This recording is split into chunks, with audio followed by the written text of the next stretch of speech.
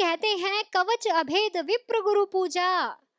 अब सब कुछ बता दिया तो अब बताते हैं उसका कवच क्या है। कवच क्या होता है? कर्ण का कवच और कुंडल सुने होंगे। तो जो शरीर के प्रोटेक्शन के लिए एक आवरण प्रयोग किया जाता है उसको कवच कहते हैं।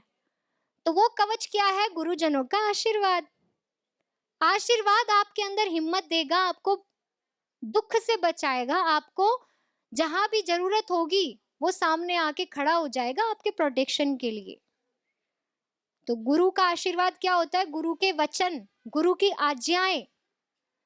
अब स्वामी जी कहें फोन करके बेटा आज आप लोगों को वहां पे शिविर कराना है, ये क्या है? आज्ञा। क्या उत्साह भरेगा ना।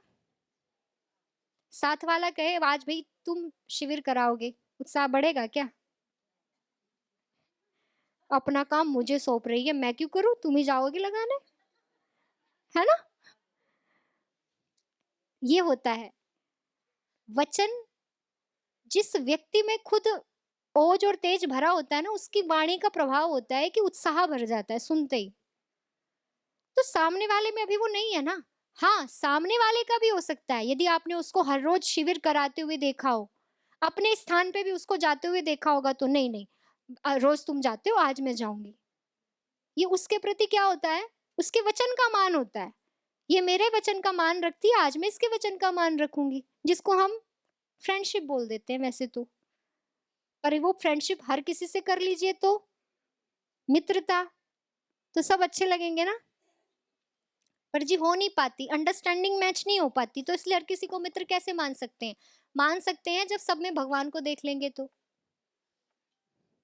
ठीक है, भगवान का तिरस्कार करना नहीं है, भगवान से द्वेष करना नहीं है, तो सामने वाले से कैसे द्वेष करूं जब वो कण कण में है, सामने वाले में भी है, मेरे दुश्मन में भी बैठा हुआ है, तो क्या मान करके उसको गाली दूं? तो ये भक्ति की पराकाष्ठा होती है। भक्ति जब आ जाए ना तो सारे गुण अपने आप चिपक के आते हैं, उसके बिना भक्ति पूरी नहीं हो पाती है। तो ये गुच्छा है गुणों का। गुच्छे में से एक अंगूर खाओगे तृप्ति मिल जाएगी, रस ही आएगा, वो अंदर पूरा पेट तक भी नहीं जाएगा, गले में ही चिपक कर रह जाएगा, है ना। तो जो भक्ति का आनंद लेना है तो सारे गुणों को जीवन में अपनाना पड़ेगा। हम थोड़ा थोड़ा करते हैं और हम परिणाम जानना चाहते हैं क्या हो रहा है, तो थोड़ा थोड़ा नहीं पूरा करना चाहिए। पूर्णता में ही आनंद है। भगवान पूर्ण है तो सोचो वो अधूरे में कैसे मान जाएगा? नहीं मान सकता ना। तो जो पूरा है उसे पूरे से रिझाना है, अपना बनाना है, अपना मानना है।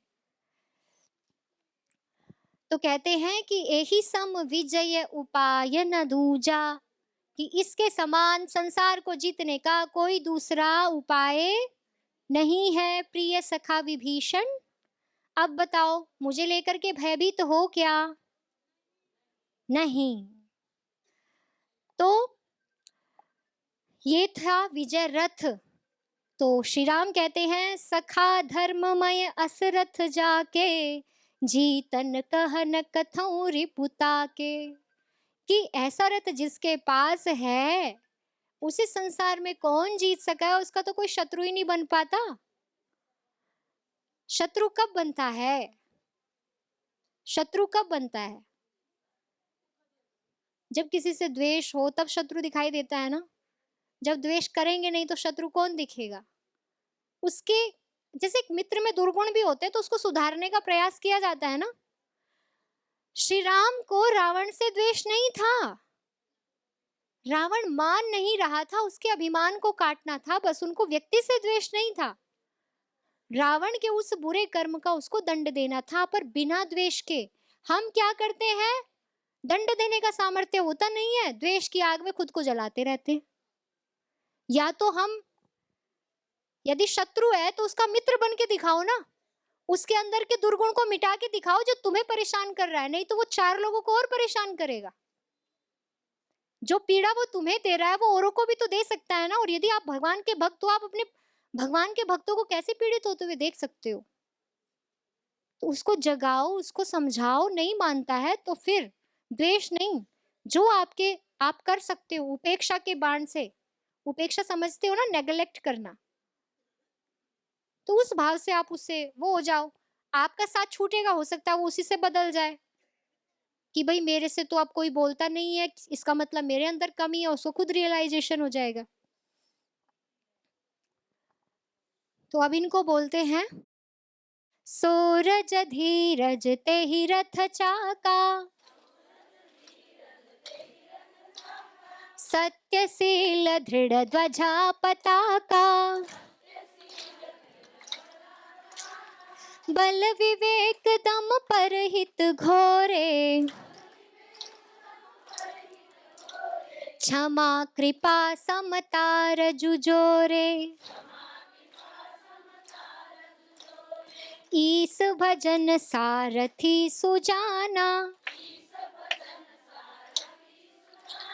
बिरति चर्म संतोष कृपाना, दान पर सुबुद्धि शक्ति प्रचंडा, बर विज्ञान कठिन को दंडा, अमल अचल मन त्रोन समाना, समजम नियम सिले मुख नाना, कवच अभेद विप्र गुरु पूजा, एहि सम विजय उपाय न दूजा, सखा धर्ममय असरथ जाके, जीतन कहन कथौं रिपुता के, सखा धर्ममय असरथ जाके, जीतन कहन कथौं रिपुता के, महाजय संसार रिपु,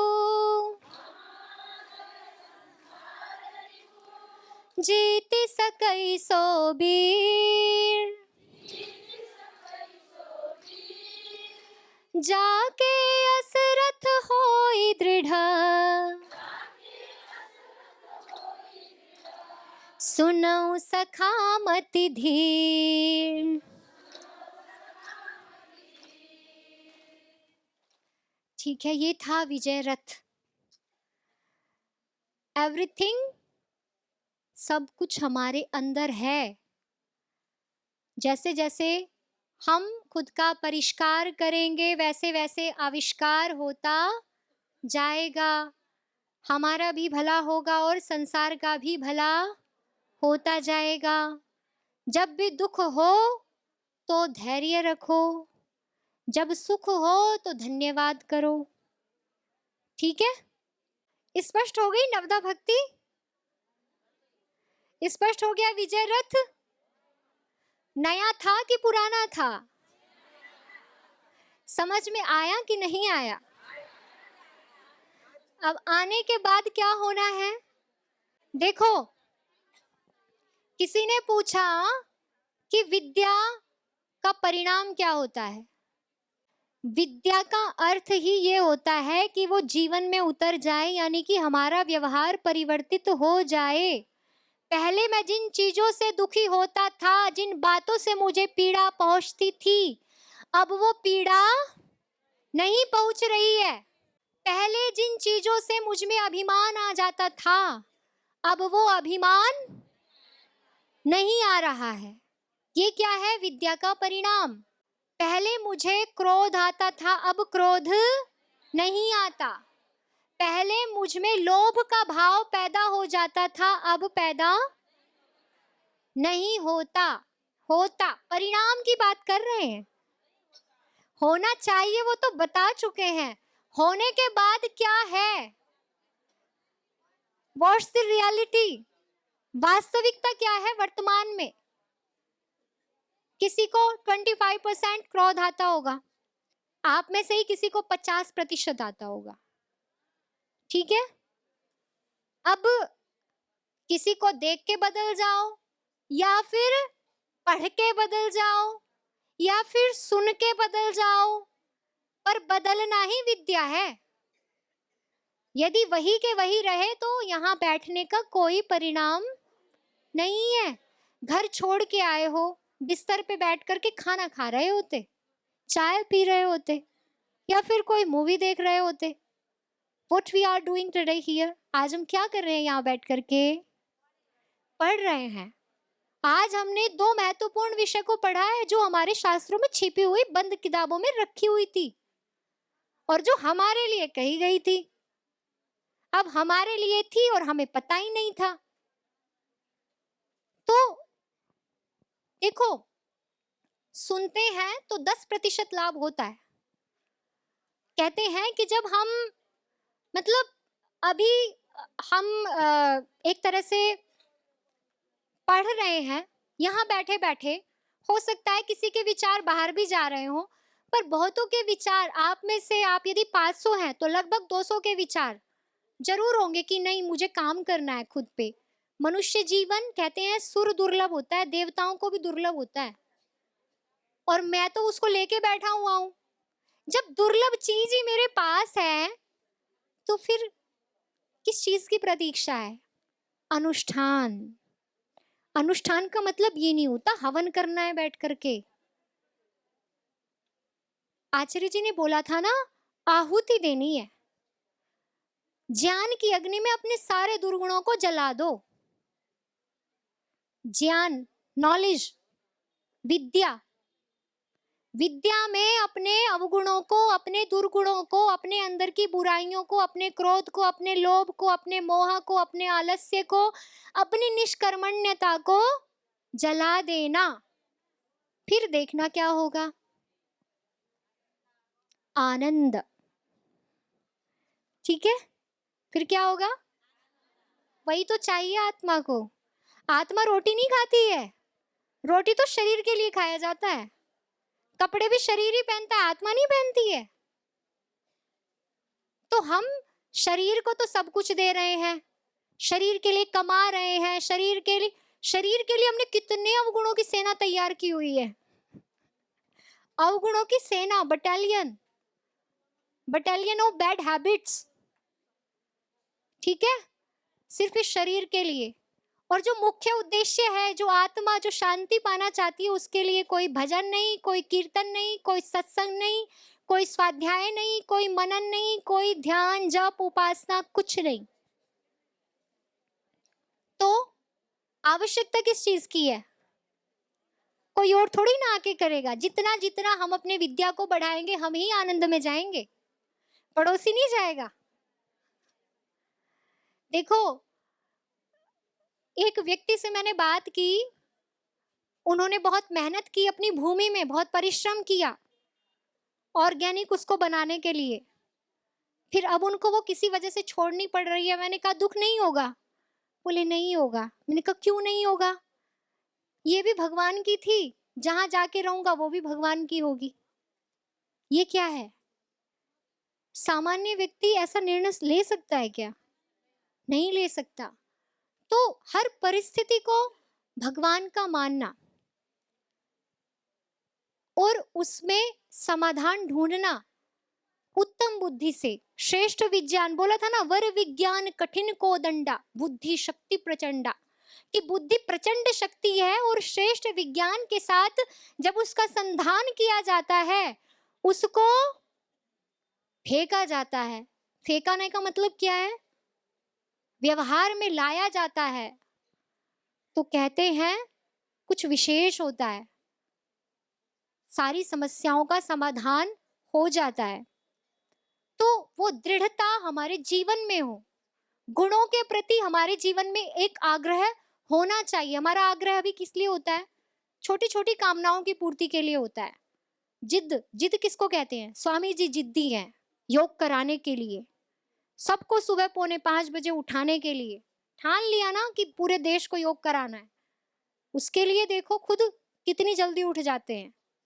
जितना हमें कराते हैं उससे ज्यादा पहले खुद करके आते हैं, क्योंकि बताना भी पड़ता है ना। अब बताते बताते कहते हैं शरीर एक साथ दो काम नहीं कर पाता। तो पहले खुद को वो एनर्जी देते हैं, फिर वो आकर के हमें बांट देते हैं।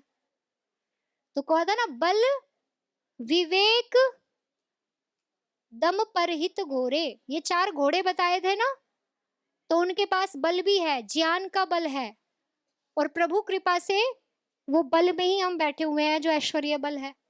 ठीक है, हर हर जगह हमें इतनी अच्छी फैसिलिटीज नहीं मिलेंगी रहने के लिए, बैठने के लिए, पढ़ने के लिए। स्वयं पे उनका नियंत्रण है। विवेक पराकाष्ठा को प्राप्त है। श्रद्धेय स्वामी जी को देख लीजिए, श्रद्धेय आचार्य जी को देख लीजिए, पूज्य साध्वी जी को देख लीजिए। तो बिना परिश्रम किए, बिना पुरुषार्थ किए कोई भी जीवन में आगे नहीं बढ़ता, ना ही किसी को जगा सकता। जो खुद को ही नहीं जगा पा रहा सुबह टाइम से, वो दुनिया को क्या जगाएगा। जब लोग हमें मानते हैं तो अच्छा लगता है ना, पर मानने के लिए खुद को भी तो वो संतुष्टि होनी चाहिए ना, कि हाँ मेरे अंदर वो चीज है, आई कैन डू। मैं सुबह उठ सकता हूँ, योग करा सकता हूँ, शरीर को निरोगी बना सकता हूँ, दूसरों को निरोगी बना सकता हूँ। तो यही क्या है, भक्ति का परिणाम होता है, यही स्वाध्याय का परिणाम होता है। खुद को लगाना पड़ता है, लगना पड़ता है, तो जीवन तो चलता रहेगा। अगले जन्म में हम फिर पैदा होंगे, ठीक है। अब क्या लेके जाएंगे अगले जन्म में, तो कहते हैं धर्मो ही तेषाम अधिको विशेषः, कि हम मनुष्यों का धर्म ही सबसे विशेष होता है, जो हमें अन्य प्राणियों से, अन्य योनियों से, पशु पक्षियों से, कीट पतंगों से अलग बनाता है। देखो, कहते हैं कि कर्म ही एक ऐसी चीज होती है जो मनुष्य के साथ जाती है, धर्म ही उसमें विशेषता होती है जो उसके कर्म को पवित्र बनाता है। धर्म का मतलब ये नहीं है मैं हिंदू हूं, मैं मुस्लिम हूं, मैं सिख हूं, मैं ईसाई हूं। मैं मनुष्य हूं, और मनुष्यता क्या है, किसी के भी प्रति बुरे की भावना न होना, ये मनुष्यता है। भगवान के जो गुण, कर्म, जो स्वभाव है, उनको जीवन में अपनाना, उनके लिए पुरुषार्थ करना, उनके लिए अपने आलस्य को त्याग देना, ये मनुष्यता है। धर्म के 10 लक्षण बताए हैं महर्षि मनु ने। धृति, क्षमा, दम, अस्तेय। धृति, क्षमा, दमो, अस्तेयम, शौचमिंद्रिय निग्रह, धीर, विद्या, सत्यम, अक्रोध, दशकम धर्म लक्षणम। कि आपके अंदर धैर्य होना चाहिए, आपके अंदर क्षमाशीलता होनी चाहिए, आपके अंदर चुराने की भावना नहीं होनी चाहिए। चुराने की भावना से क्या मतलब होगा, किसी का सामान उठाना चोरी है, वो तो बहुत छोटी सी चोरी है। चोरी तो मन से भी होती है। यहाँ बैठे बैठे किसी के सामान पे लोभ की दृष्टि, चोरी ही तो है। उठा नहीं सकते हो क्योंकि अभी उतना अवगुण प्रबल नहीं है हमारा कि हम उठा लें। फिर डर भी होता है कोई देख ना ले, बदनामी हो जाएगी। किसी की चप्पल पहन के जा रहे हैं, वो देख लेगा पहने हुए, है ना। एक दूसरे की चप्पल उठती है कि नहीं उठती है, नहीं उठती है, तो बहुत अच्छी बात है, आप सब धर्मात्मा हो। और यदि उठाने की भावना भी नहीं आती तो परम परमात्मा के पास ही जाने की स्थिति है सीधी। ठीक है, तो आप सभी देखो, आप सब यहाँ हो ना, आप सब यहाँ बैठे हैं ना, तो ये किसी ना किसी उत्तम कर्म का फल है, और उस उत्तम कर्म को आपने ही किया है, मैंने नहीं किया। मुझे तो इसी बात से बहुत अच्छा लग रहा है कि आप इतना समय, मैं अभी बैठ के सोच रही थी जब वहां बैठी थी, कि घरों में से एक किसी भी महिला से फोन पे भी बात करो, उनके पास बात करने का टाइम नहीं होता, और आप अपना पूरा दिन अपने उत्थान में, सत्संग में, नई नई चीजों को सीखने में, और मतलब जो एक समाज का जो परोपकारी कार्य हो रहा है उसमें अपना खुद योगदान देने के लिए आप यहाँ बैठे हुए हो।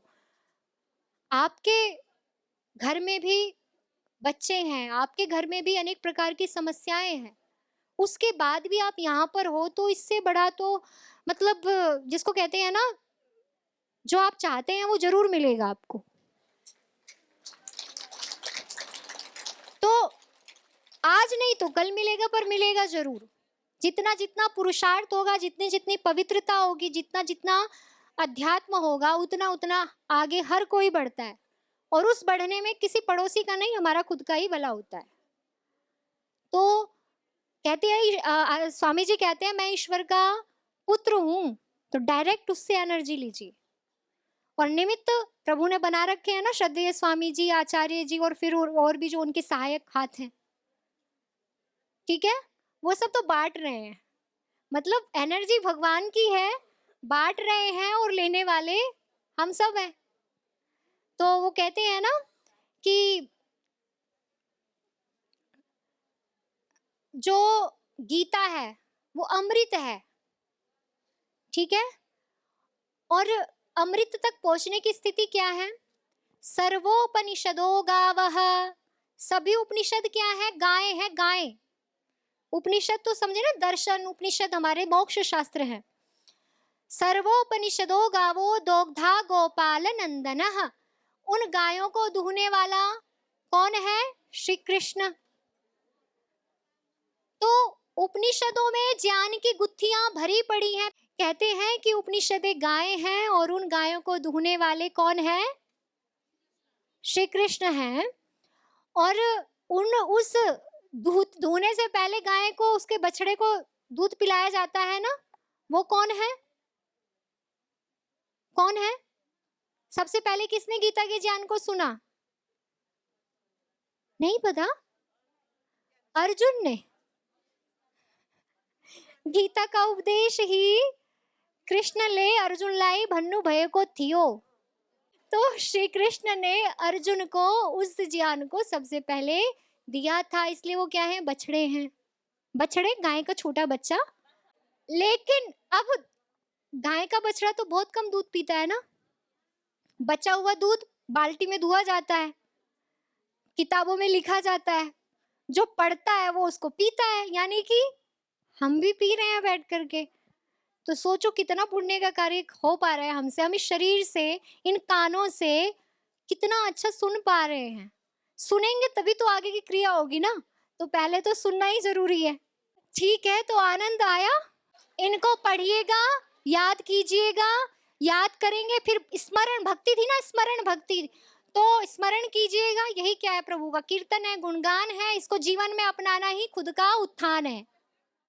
कुन मंदिर માં જાજો યાત્રી, कुन मंदिर માં जाने हो, कुन सामग्री पूजा करने, साथ कसौरी लाने हो, कुन मंदिर માં जाજો यात्री, कुन मंदिर માં जाने हो, कुन सामग्री पूजा करने, साथ कसौरी लाने हो, कुन मंदिर માં जाજો यात्री।